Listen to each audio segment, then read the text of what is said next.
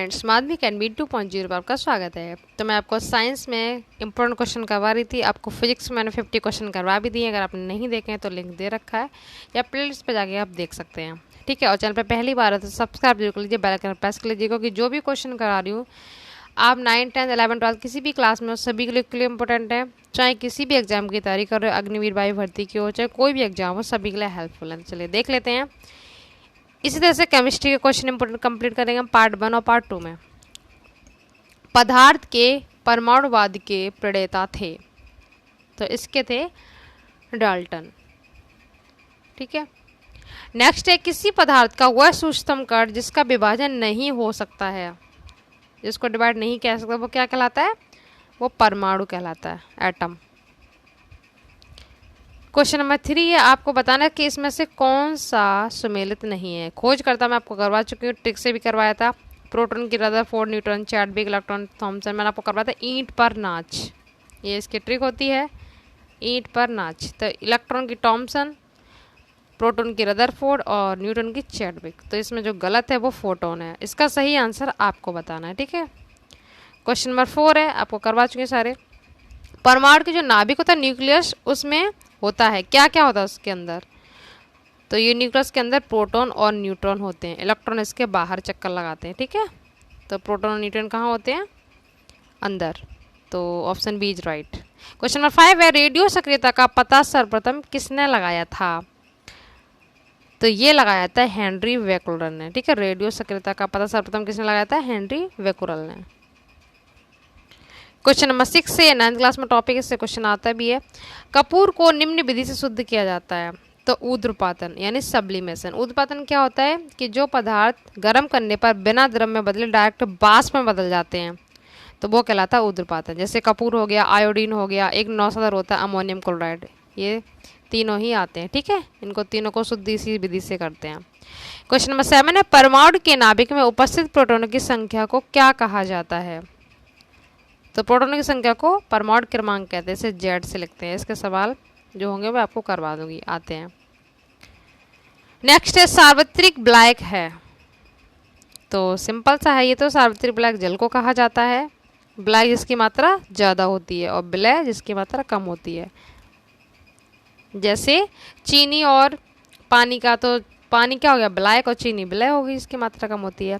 Next है, अम्ल का जलीय विलयन नीले लिटमस पर क्या प्रतिक्रिया करते हैं? मतलब नीले को क्या कर देगा? ये भी मैं आपको करवा चुकी हूँ, नीला ट्रिक करवाया था, ला से ला, तो नीले से लाल, ठीक है। नीले से लाल कर देगा, और लाल से नीला क्या करता है? क्षार।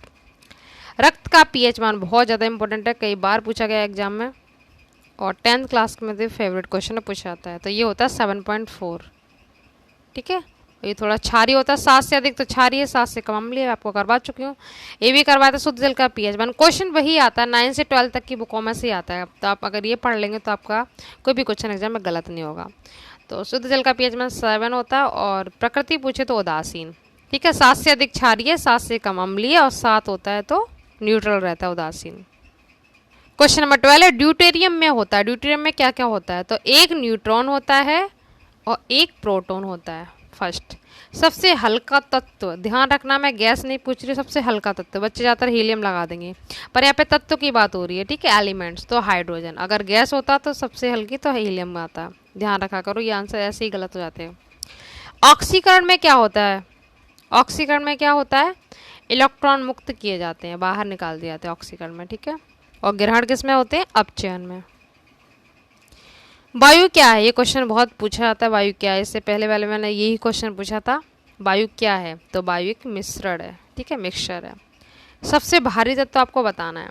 सबसे भारी तत्व होता है ऑस्मियम। ऑस्मियम सबसे भारी है। क्वेश्चन नंबर 17 है, हेमेटाइट किस धातु का अयस्क है? अयस्क भी पूछ लेते हैं, सारा मिक्सचर क्वेश्चन है ये। हेमेटाइट किस धातु का अयस्क है?